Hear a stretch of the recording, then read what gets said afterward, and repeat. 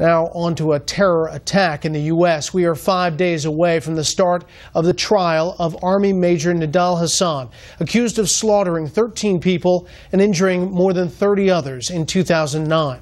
Now we're getting a direct communication from him to Fox News and you. Chief Intelligence Correspondent Catherine Herridge tells us what Hasan wants you to hear. On the eve of his military trial, accused Fort Hood shooter Major Nidal Hasan released these handwritten and typed documents to Fox News, where he appears to renounce his U.S. citizenship, abandons his military oath as a commissioned officer, and explains his relationship with radical cleric Anwar al-Awlaki, the first American targeted for death by the CIA. Most of the documents include the acronym SOA, which is considered shorthand for Soldier of Allah. Hasan's business card, also bearing SOA, was found in his Texas apartment after the shooting.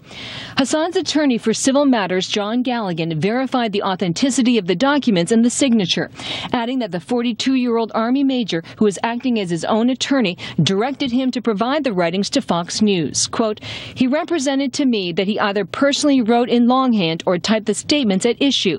All of the documents were prepared by Major Nidal Hasan and were sent at his specific request to your network." Staff Sergeant Sean Manning, who was shot 6 times at the Fort Hood Readiness Center, first spoke to Fox News a year ago. With the Defense Department dealing with the attack in the context of, quote, workplace violence, Manning said via Skype the public should make its own assessment. The government has tried to deny that this was an act of terrorism. I hope that if people hear the words from Hasan's own mouth, that they'll understand that this was an act of terrorism. In the only document bearing a date, October 18, 2012, he writes, quote, "I, Nidal Malik Hasan, am compelled to renounce any oaths of allegiances that require me to support, defend any man-made constitution like the Constitution of the United States over the commandments mandated in Islam. I therefore formally renounce my oath of office. This includes my oath of U.S. citizenship." In another handwritten document, he states, quote, "If I have made any mistakes, I ask for forgiveness and understanding."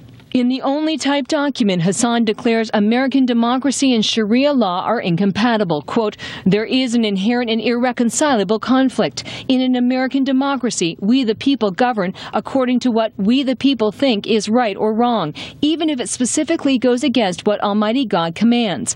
Hasan also complains that America's ban on cruel and unusual punishment prevents the, quote, "flogging of a fornicator or severing the hand of a thief," which he says are punishments ordained by Allah.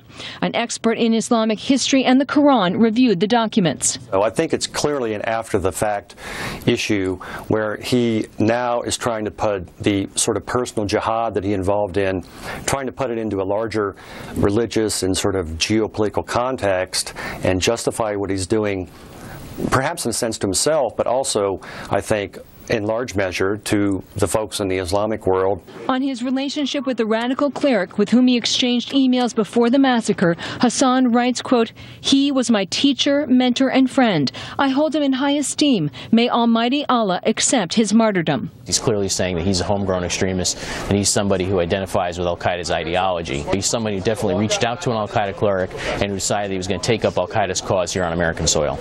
In court Wednesday, the military judge denied the use of 3 alleged emails between Hasan and al-Awlaki by the prosecution. And the judge also declined to impose a gag order on Hasan. Fox News asked the public affairs officer at Fort Hood whether prosecutors wished to comment on Hasan's statements, and there was no immediate response, Brett. Also, Catherine, what can you tell us about the military pay that Nidal Hasan is currently receiving? Well, until his time after the arrest, Hasan has received somewhere close to $300,000 in military pay. And for the survivors like Sean Manning, this is just disturbing and disgusting, given the fact that in these documents, Hasan appears to abandon his oath in the military as a commissioned officer. Amazing. Catherine, thank you. You're welcome.